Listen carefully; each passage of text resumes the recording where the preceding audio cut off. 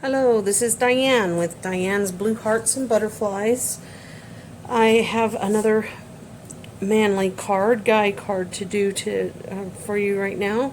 This one is using the Petal to the Metal stamp set, the Stone 3D embossing folder. This was an item that I got with the celebration in 2020, but I really liked the effect. The Kylie Bertucci made a card like this, and I really liked it, so I wanted to do that for my class. I also used the stitched rectangle for the piece that we're going to stamp on, and so let's get started.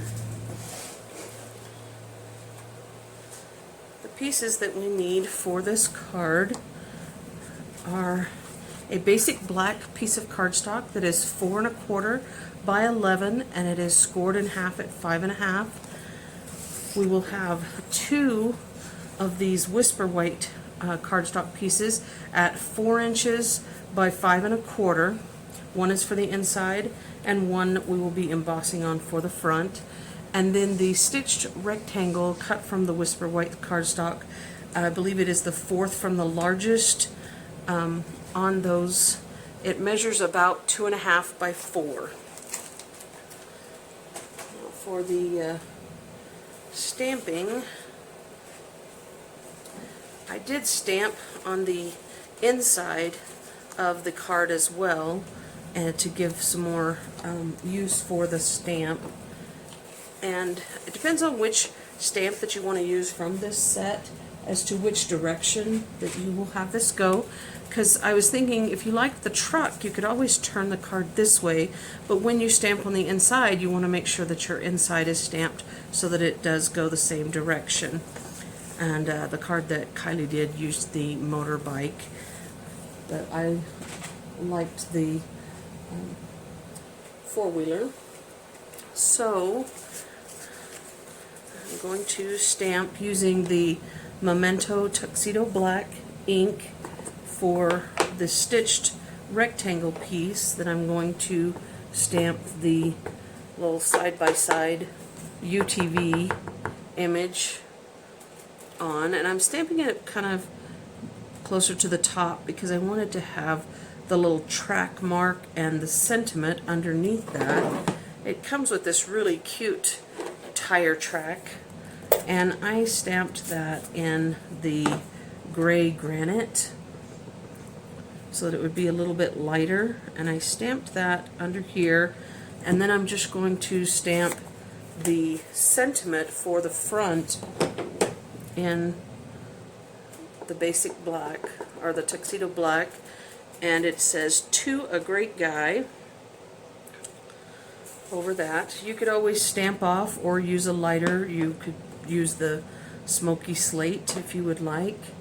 And then on the inside piece, I'm going to use the gray granite again, but I need to clean off my stamp so that I can use the different ink.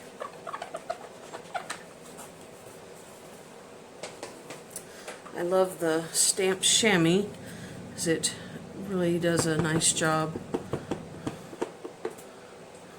And this time I think I'm going to stamp off once because I just want a kind of light image over here. And this is where you could do again the track mark up here to go underneath your other sentiment, which I used "Hope Your Day is Full of Adventure," and that's from this same Petal to the Metal stamp set, and that is for the inside. Now you can color using the pencils, markers, whatever it is that you would like to use for this piece.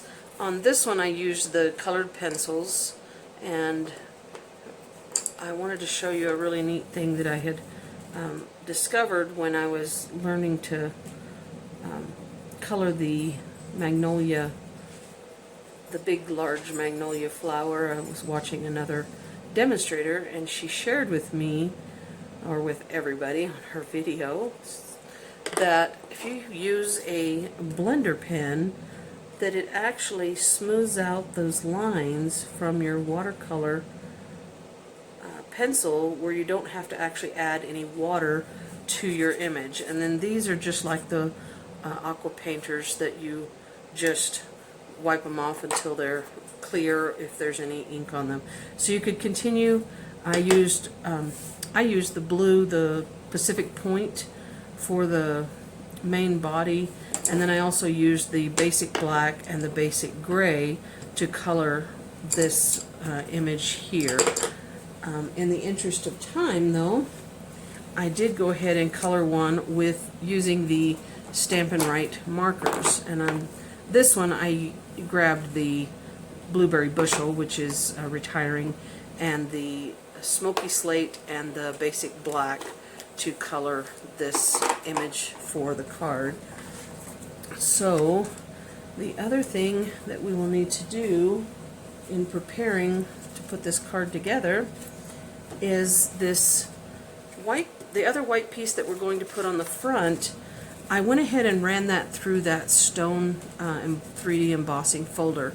They do have a new folder coming out in the new catalog on June 3rd, 2020, that is kind of an old world paper that might look good. There's also the planks folder, the plywood planks, and there's a textile folder that might be a really great background to use.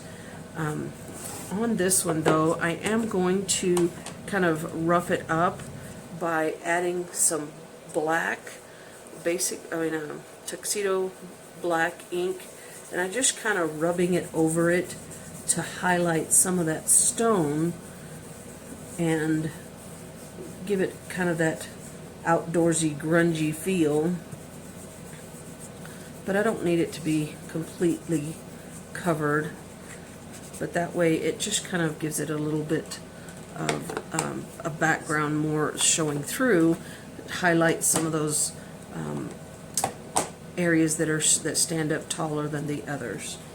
And so this one is another very fast, quick card that I wanted to teach for my stamp group class in June, and the ladies really like being able to have some cards that are fast and easy to make, that doesn't require a lot of layers and everything, but sometimes I add more layers because it really just gives it such pop and dimension. So I'm gluing that embossed piece onto the front of the card's base, and then I am just going to glue this stamped image over that. If you wanted to add a little dimension, you could put some dimensionals there. You could add some other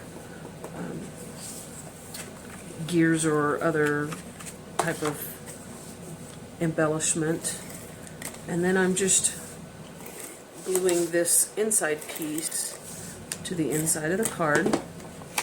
Again, if you wanted to use the truck going sideways, you would just need to make sure that you stamped your inside piece to go the same direction so that when it opened it was facing the same way.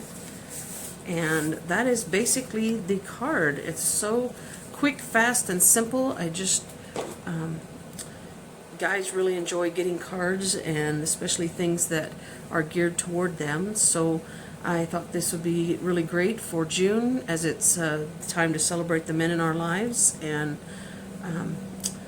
show that we appreciate them. And there are two other cards that I have done for the June class, sorry, and you could check those out on my blog at Diane's Blue Hearts and Butterflies. And I hope that you will enjoy and come back again. Thank you.